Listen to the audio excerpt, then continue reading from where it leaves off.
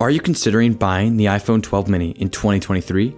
If so, you've come to the right place. First, it's worth noting that the iPhone 12 mini was the first ever mini iPhone. However, it was not very popular and had the lowest sales figures in the iPhone 12 lineup. It originally retailed for $600, and nowadays you can find it for about $215. But is it worth it?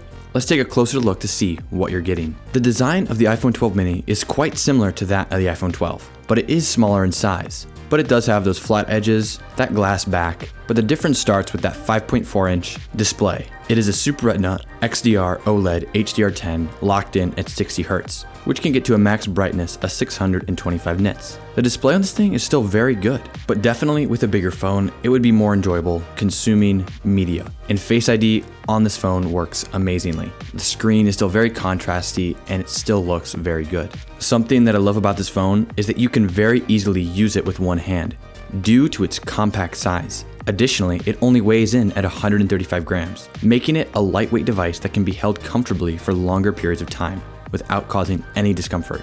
And a cherry on top of that, it has an IP68 water resistant and dust.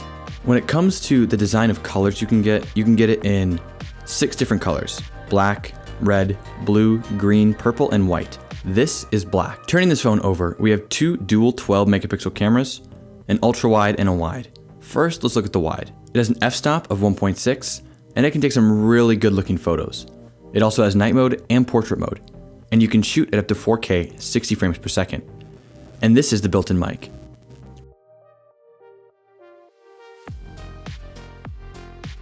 This is the 4K camera shooting at 60 frames per second.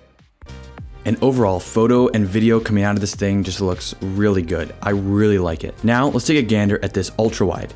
Its f-stop is 2.4, and the camera is good.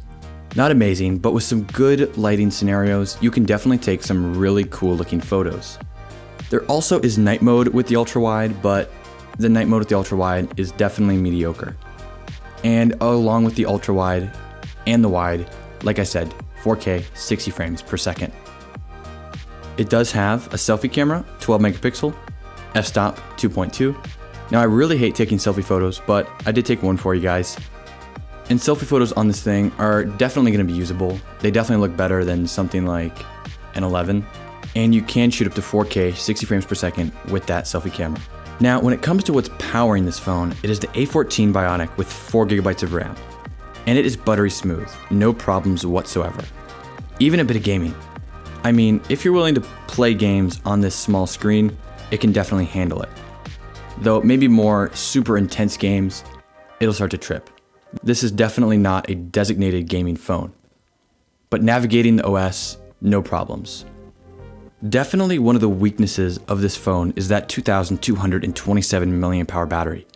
My battery life is at 81%, and I get about 3.5 hours. Hope that gives you some idea of what the battery performance is. Obviously, if your battery health is higher, then your performance will be better.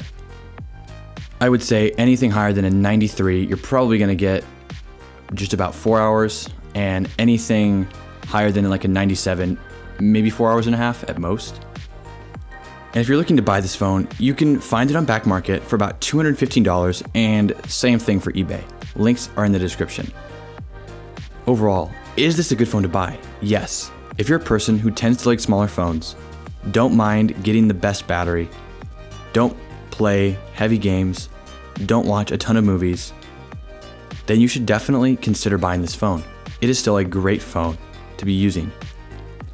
You shouldn't buy this phone if you tend to use your phone more heavy, just bigger phones, and play heavy games, because this small screen is not going to be enjoyable when playing Call of Duty Mobile or PUBG. It is enjoyable for me to watch media on it, but I would say when consuming media, bigger is better, right?